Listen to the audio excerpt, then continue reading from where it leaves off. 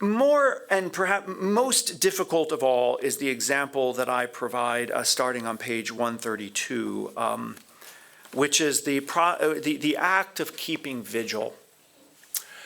And I have to confess,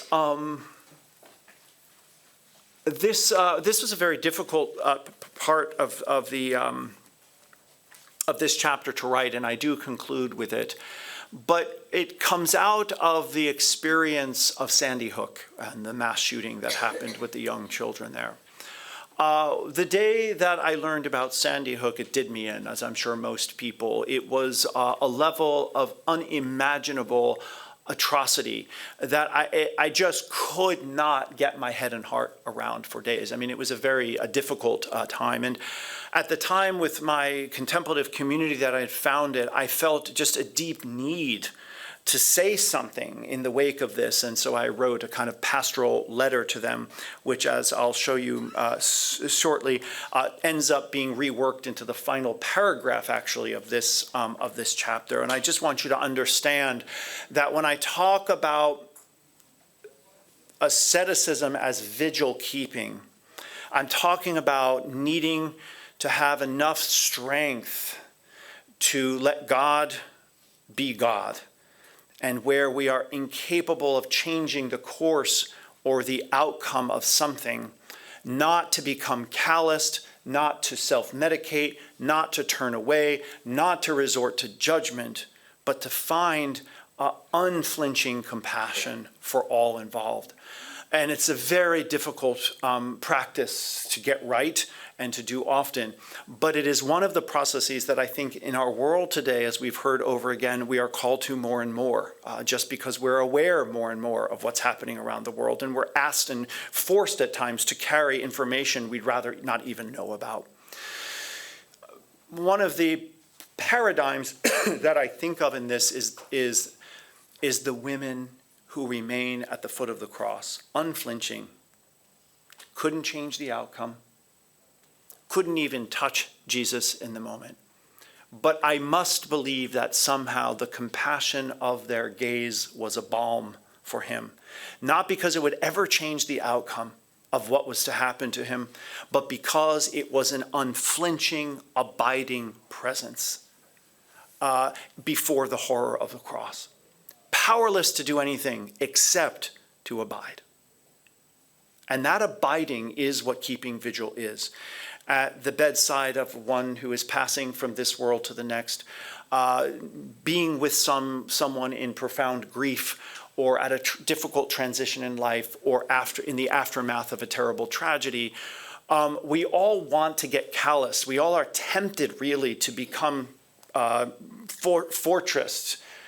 And what the practice of vigil keeping asks of us is, as contemplatives, to learn what it means to cultivate living with a perpetually broken heart. Because the only alternative is callousness, is turning away. So if you're even half human, your heart's going to break at what we see happening before us. But that, somebody has that saying about, when your heart breaks, it's what lets the light in. I don't believe that. I think your heart breaks, it's what lets the light out. The light is already in you. It is the light of the resurrected Christ that we carry. And when our heart breaks, it's allowed to shine even all the more. That accompaniment could mean everything to someone, even when there's no words. See? This is very important. A very difficult practice to maintain on a regular level. We hear a lot about compassion fatigue. We hear a lot about, the ways in which we're worn down. Don't resist it. Just let your heart break. That's the key, to let the sadness come out of you, to let the brokenness come out of you. So I want to read of this section the first and the last paragraphs. The first is a quote from one of the Desert Fathers, Macarius of Egypt, because he says it so beautifully. And then I'll show you kind of how I attempt to apply that to what it means as an ascetical practice. He says on page 132, those who have been deemed worthy to become children of God and to be reborn by the Holy Spirit from above, who have within themselves Christ illuminating and bringing them rest, are guided in many and various ways by the Spirit. They are invisibly acted upon in the heart, in spiritual tranquility and by grace. Sometimes they find themselves immersed in weeping and lamenting over the human race, and in pouring out prayers on behalf of the whole race of Adam. They shed tears and are overwhelmed by grief because they are consumed by the love of the Spirit toward humankind. At another time, they are so inflamed by the Spirit with such joy and love that if it were possible, they would gather every human being into their very hearts without distinguishing the bad and good. And sometimes they are lifted up in a joy unspeakable. You see, he moves beyond the judgment, the condemnation, the bifurcation to compassion. And whether that brings us to tears or to a joy unspeakable or both, that is what it means to keep vigil. I do want to read one thing on 134 before I wrap up this section. So what would be the third paragraph down, I think again because this says it succinctly and helps us to understand that when we keep vigil, we are carrying the same cross of Christ, as you'll see here. To be crucified to the world through the ascesis of vigil keeping is to participate in the frailty of Christ, by which we come to know the inner anguish of the cross. My God, why have you forsaken me? It is to allow this question to become our own and to hang midair, as it were, vulnerable and naked, with no foothold or grounding, and to remain faithful, literally full of faith, knowing now, as Christ did then, that no response will ever come. None, that is, except in Christ himself, through whose resurrection we are given not a decisive answer, but a new and definitive question. Who do you say that I am? Christ, we discover, is not the answer, but the question. And in response, each of us must take up again the mantle of our contemplative vocation to crucify ourselves to the world, or as Paul would encourage, boast in your weakness so that the power of Christ may dwell in you. This is what ascesis is. Where we are broken, Christ shines. Where we are crucified, Christ is resurrected. Where we are weak, God is strong. We don't have to be afraid of the failure that ascesis always leads us to, because it just is an invitation to trust in the grace moving through us, not an effort to make ourselves worthy. So I close then with this final paragraph because it really gets to the meat of what I'm asking us to consider here. Solidarity with those who suffer is impossible without the deeply personal act of vigil keeping, whereby we consciously remain present to the experience of another. Who is to benefit if we're crucified to the world in an abstract or impersonal way? It is your heart that must be allowed to break with the hearts of mothers and fathers, spouses and siblings in whose loved one Christ has been crucified yet again through some new persecution or act of violence. And this is why vigil keeping is perhaps the most rigorous ascetical practice the contemplative life will demand of you. With Macarius, it is you who must gather every human being into your very heart without distinguishing the bad from the good. It is you who must refrain from the duality of judgment and accusation, so to enfold both victim and perpetrator in the tender mercy of God. And with relentless compassion, it is you who must hold this contemplative gaze with weeping and tears and dread. And as you do, reveal to all whom you encounter that the world is beautiful still, because you make it so, because your love makes it so. You understand? This is key. To be that love. This is what it is to follow Christ, to become what he was, the presence and love of God in every moment.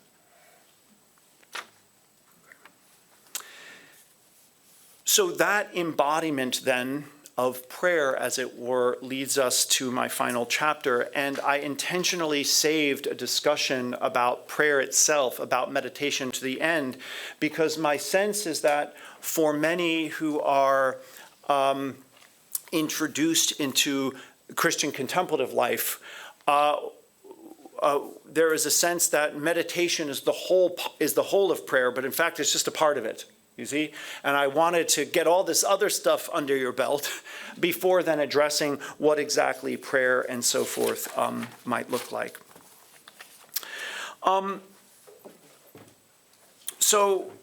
You're probably very aware of the teaching that Father Keating always came back to in Matthew 6:6. Whenever you pray, go into your room and shut the door and pray to your Father who is in secret, and your Father who sees in secret will reward you. And again, from the Desert Mothers and Fathers, we read, in Scetis, this was one of the enclaves of monks, a brother went to see Abba Moses and begged him for a word, and the old man said, go and sit in your cell, and your cell will teach you everything. This is beautiful words, to be sure.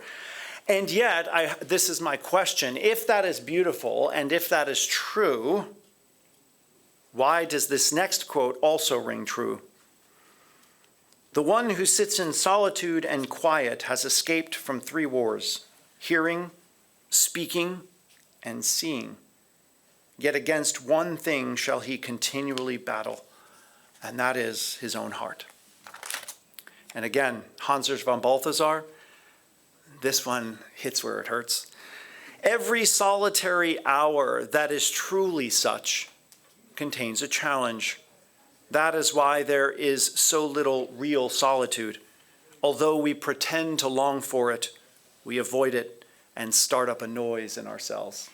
We're having conversations about this, right? How easy it is to be seduced out of that quiet time.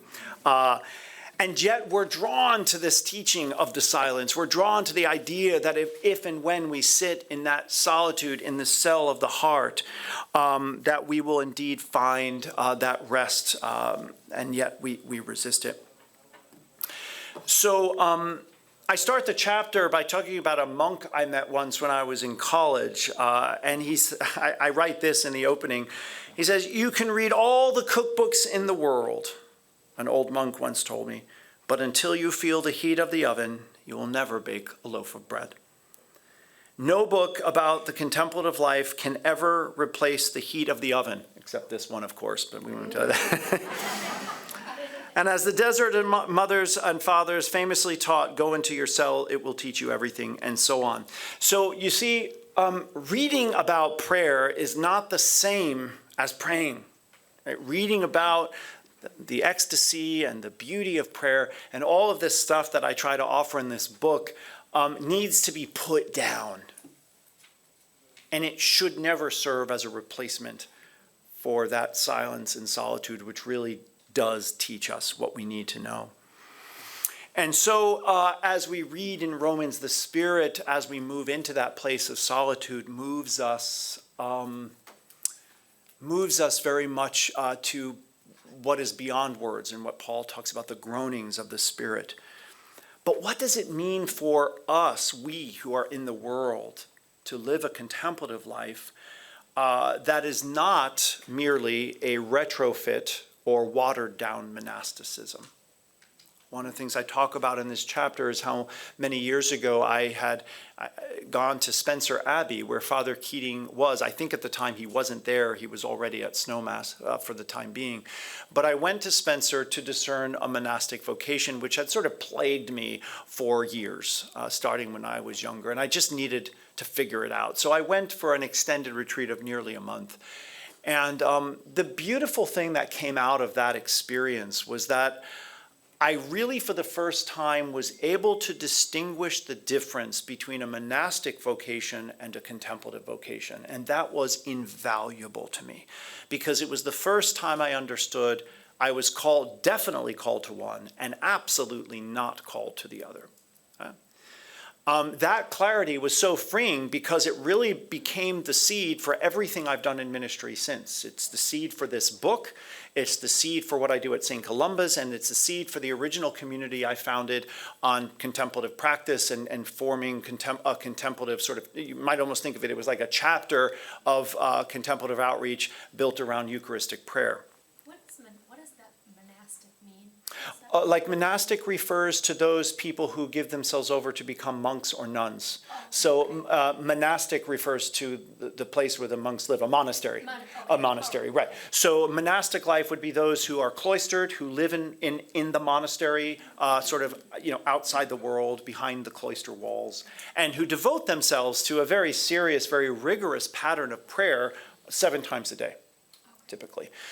Now, one of the things, and I say this with utmost respect to Father Keating, but of course he was coming and writing out of that monastic tradition. He was himself a Trappist monk, and most of Christian literature throughout our history around contemplative practice was written by monks and nuns, not laity. So we are really in new territory here, and I think inadvertently what has happened is that we tend to try to emulate a monastic life, a life of monks and nuns, following a rule which becomes impossible and exhausting for those of us who are in the world who don't frankly have the luxury of meditating 7 times a day with a nice bell that calls us to prayer when we're feeding 3 kids and going to work and paying bills and etc., becoming the taxi driver for your children and all that's required in what it means to parent and be adults in the world. So much of what I tried to explore in this book, with all due respect to the monastic tradition and what it has given, is what does it look like for those of us living in the world, right, to be contemplatives without the trappings of monasticism and much less without trying to emulate a way of life that simply doesn't fit. I was speaking with someone this morning in one of our sessions where I was trying to explain this, and one of the things that, again, an anecdotal example is when I was with my older sister once during Lent. She had just given birth to her first child, and she was literally, while we were talking, my niece needed to eat, and so she was just a few weeks old, and so my sister began to breastfeed her. And while we're sitting there talking, she says, I just don't know how I'm going to do anything for Lent this year with the baby. I'm waking up all the time, and her feeding schedule is this and that, and she's a little colicky. And I said, what makes you think you need to do anything else than what you're already doing? You literally have a human being sucking the life out of you as we're speaking, right? That you are literally, your body is literally feeding this child, is completely dependent, and your entire schedule, talk about self-sacrifice, is not your own. It's not your own. You have to get up when she needs to get up. You have to change the diaper when she needs, and she wants to eat, you've got to feed her. So there's your Lenten practice. Don't add to it a monastic schedule. Just be a contemplative mom. That's enough. You see what I mean, right? Just be a mom and do this is a beautiful time. Meditate momentarily on the maternity of God as you're feeding your own child. How does God, through God's own body, feed us? What's Eucharistic about that, for example? Can we find ways while the baby is satisfied for the 5 seconds a day that she's not screaming or crying, that you can find ways to really think through, right? How is this relationship? I know we have a tradition of calling God Father, and I have no personal objections to that, but we do have to develop more understanding of the maternity of God, only because we're just lacking. One of the things that I'm so moved at around motherhood is that it is a love that constantly requires you to let go of the thing you love the most. From the moment you are with child and have to give birth, that baby and you are inseparable for the first 9 months. And then you have to let that child into the world with all, God knows, the anxieties and fears that would produce in a new mother. And then comes the day that you have to leave them with a babysitter for the first time, or take them to kindergarten as they're screaming and crying and begging for you to pick them up again. And then comes college, and then marriage, You see, it is a constant letting go. And the idea, of course, is that if you don't let go, you end up smothering the child. He, she has to be able to grow. And to do that, you have to do the thing you want to do least, which is let go. Because the love is there. So there's something so beautiful to me about that maternal quality of love. So, my message to my sister and my message to you is, as contemplatives in the world, what is it you're already doing that you can do with more intentionality, with more love and compassion? That whole thing that people attribute to Meister Eckhart, even though he never said it. The most famous thing Meister Eckhart never said, as I like to say, is, spirituality is more about subtraction than addition, about removing the obstacles that prevent us from intimacy, rather than one more set of rosaries and one more this and one more that. What is there already in front of you that you just need to be more fully present to? How do you bring compassion to a world that's bereft of it, to a system that's bereft of it? What does that look like? How does that become your practice? So our prayer word or phrase doesn't have to get, kicked by the wayside when our 20-minute sit is up, but come back to it.